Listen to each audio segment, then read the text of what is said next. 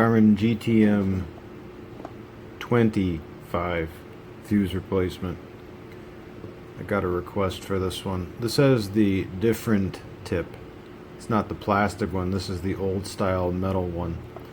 So this is how to replace the fuse on that one. It is suggested you use vice grips. Now the part here, the coin edge part, I grip it and turn it, if I can get a good grip on this, counterclockwise a little bit, and then unscrew like that.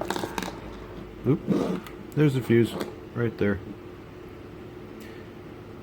So you get your new fuse, and it is loose like that. If you don't know which fuse to get, it is a 250 volt 1 amp quick blow fuse. And then let me just put this down for a second. Then this part, that will probably happen. That'll fall right out. So where the threads are, you take the skinny side, put that in, so this part sticks up. See if I can actually finagle this all in front of a camera. In we go. And then screw back on.